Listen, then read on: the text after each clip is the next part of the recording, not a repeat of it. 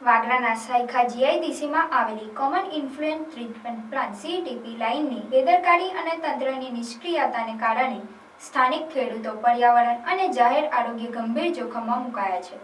ઔદ્યોગિક એકમોમાંથી નીકળતું કેમિકલયુક્ત પાણી CTP લાઇનમાં વારંવાર ભંગાણ થવાથી આસપાસના ખેતરોમાં ફેલાઈ રહ્યું છે, જેના કારણે જમીન બિનઉપજાઉ બની ગઈ છે.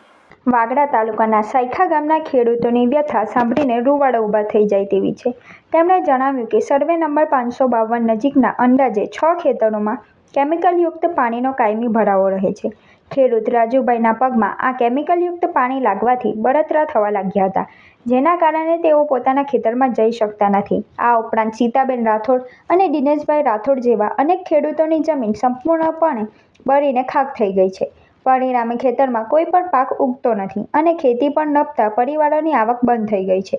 આ સમસ્યાના કાયમી ઉકેલ અને નુકસાનીના યોગ્ય વળતરની માંગણી સાથે ખેડૂતોએ મામલતદાર અને કલેક્ટરને રજૂઆત કરવાની ચીમકી ઉચ્ચારી છે. આ કેમિકલયુક્ત પ્રદૂષણ માત્ર ખેડૂતોની જમીન પૂરતું સીમિત નથી. આ પાણી ભૂગર્ભ જળમાં ભળી રહ્યું છે, જેના કારણે ભવિષ્યમાં પીવાના પાણીની સમસ્યા અને આરોગ્યને લગતી અનેક ગંભીર બીમારીઓનો ભય ઊભો થયો છે. ભૂતકાળમાં આ પ્રદૂષિત પાણીને કારણે પશુઓના મૃત્યુ પણ થયા હોવાનું સામે આવ્યું છે.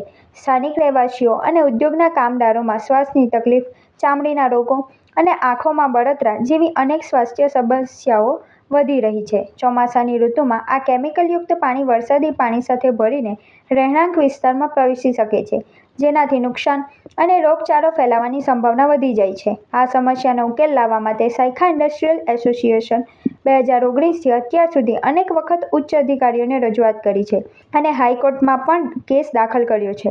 તેમ છતાં તંત્રની નિષ્ક્રિયતા અને લાંબી પ્રક્રિયાને કારણે કોઈ નક્કર પગલાં લેવાયા નથી.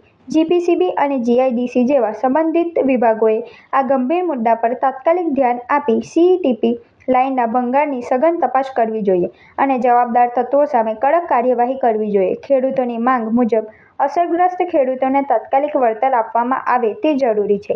જો આ સમસ્યાનો કાયમી ઉકેલ નહીં આવે તો સમગ્ર વિસ્તારને ગંભીર અને લાંબા ગાળાના પરિણામો ભોગવવા પડી શકે છે.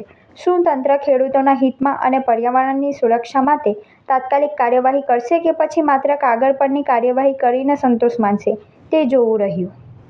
મારું નામ સીતાબેન. આ સીતાબેન બાબુભાઈ રાઠોડ. આ અમારું ખેતર છે. હવે ખેતર મેં 3 વર્ષથી કેમિકલનું પાણી આવે છે. એની અંદર 3 વર્ષથી કંઈ જ પાકતું નથી. એકલું જમીન જ બળી ગયેલી છે. હવે આનું અમારે છે ને કંઈ ને કંઈ બી વળતર જોવે એટલે જોવે જ. તમે જઈ કહે ને તો અમે જવા તૈયાર છે. ગામ સાયખા, તાલુકો વાગરા, ભરૂચ જિલ્લો. મારું નામ છે દિનેશભાઈ ચંદ્રભાઈ રાઠોડ. આ કાળું કેમિકલનું પાણી અમારા ખેતરમાં ખુશી મારી છે પાણી ને બહુ ગંદુ ચાલે એટલે કાળા પગના બળતરા થાય છે. ચાલે પાણી એટલું પાણી ગંદુ ખરાબ છે. તમારે આની અંદર કોઈ વસ્તુ પકાવી હોય તો કોઈ વસ્તુ પાકે કોઈ પાક થયો નથી. જમીન આજની તારીખે ખલાસ જ થઈ જાય છે. તમે જ્યારે અંદર પાણીમાં ઉતરો તો તમને કંઈક તકલીફ થાય છે, પગમાં કંઈક ખબર પડે છે? બળતરા થાય છે.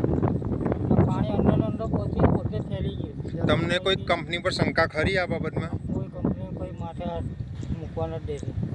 કોઈ જવાબ સીધા આપતા નથી. આનું નિરાકરણ નહીં આવે તો આગળના પગલાં તમારા શું રહેશે? મામલેદારશ્રીને રજૂઆત કરી શકશો કે GPCBને કોઈને રજૂઆત કરીશું? મારું નામ છે રાજુભાઈ.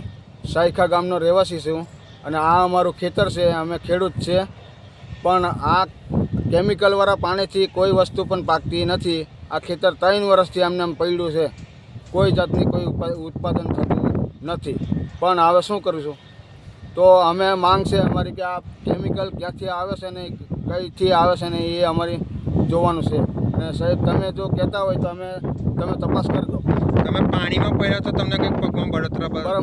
મારા પાણીમાં પડ્યો તો અત્યારે મારા પાણીમાં એવા કે એસિડ જેવું પાણી એમાં પગ બરસે કે એવું સમજી લો કે મરચું નાખેલું છે પાણીમાં. એટલા પગ મારા હરગી જાય એવા બરે. આ રીતે મારા પગે છે, સમજી લો.